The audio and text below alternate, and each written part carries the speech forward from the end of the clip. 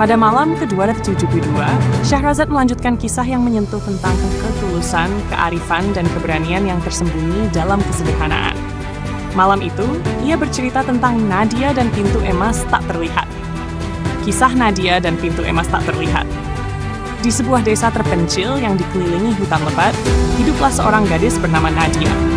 Nadia dikenal sebagai seorang yang penuh welas asih, suka menolong orang lain, dan kerap mengabaikan kebutuhan dirinya sendiri demi kebahagiaan orang lain.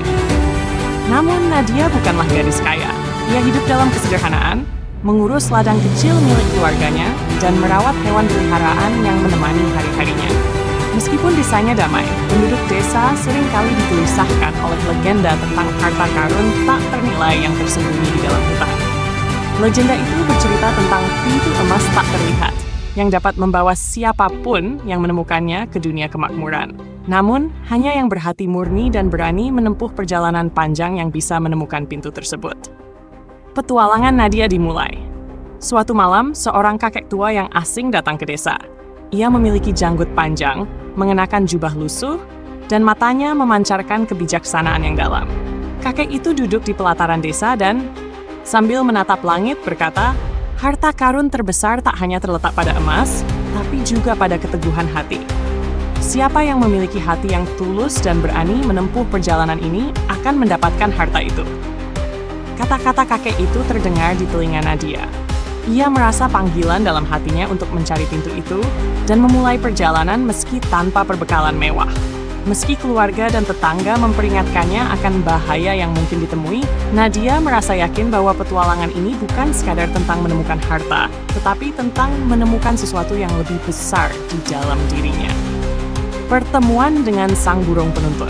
Pada pagi pertama perjalanannya, Nadia tiba di tepi hutan. Angin bertiup lembut dan kicauan burung terdengar merdu. Tiba-tiba, seekor burung berwarna biru terang terbang di hadapannya. Burung itu menatap Nadia, seolah-olah mengundangnya untuk mengikutinya.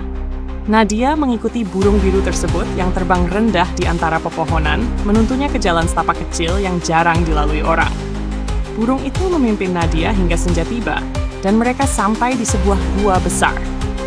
Burung biru itu mendarat di depan pintu gua dan berbicara kepadanya dalam bahasa manusia. "Wahai gadis yang berhati murni, tempat ini adalah langkah pertama menuju pintu emas. Masuklah, namun jangan terpesona oleh apapun yang kau lihat di dalamnya. Hanya ketulusan hati yang akan memandu jalanmu." Dengan keberanian, Nadia melangkah masuk ke dalam gua. Godaan di dalam gua.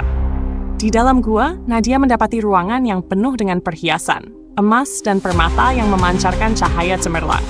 Harta benda itu tampak begitu menggiurkan, dan suaranya seolah-olah memanggil Nadia untuk mengambilnya.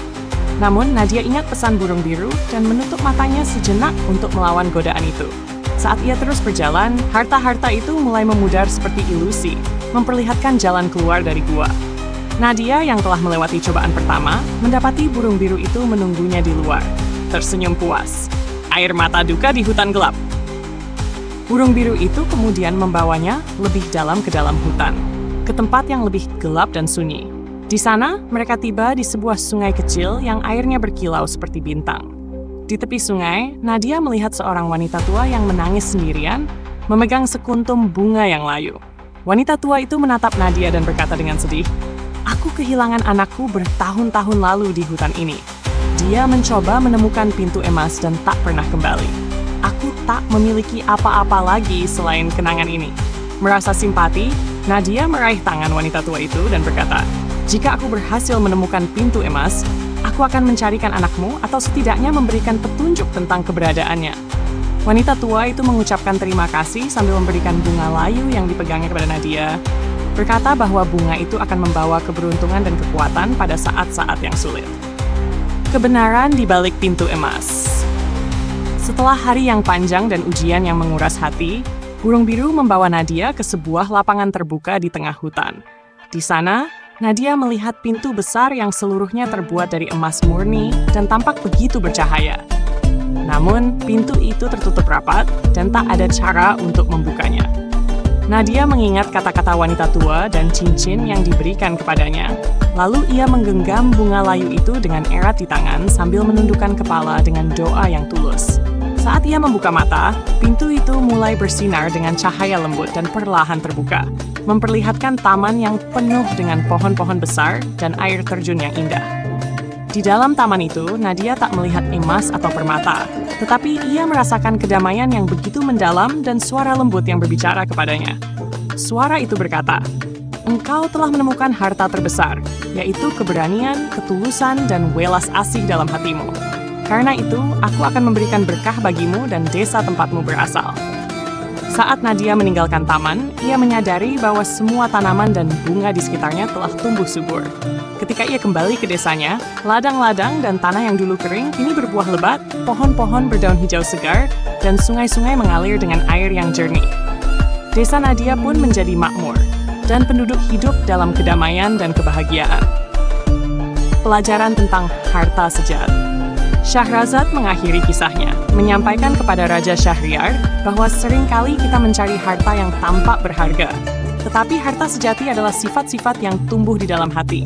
Karena kebaikan dan ketulusan Nadia, ia mendapatkan lebih dari yang bisa ia bayangkan.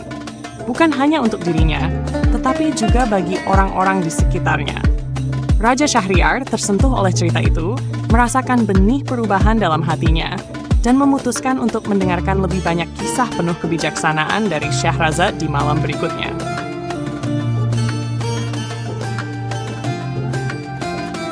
Dan jika Anda menikmati kisah ini, jangan lupa untuk subscribe, tekan like, dan isikan kisah dan tanggapan Anda di kolom komentar.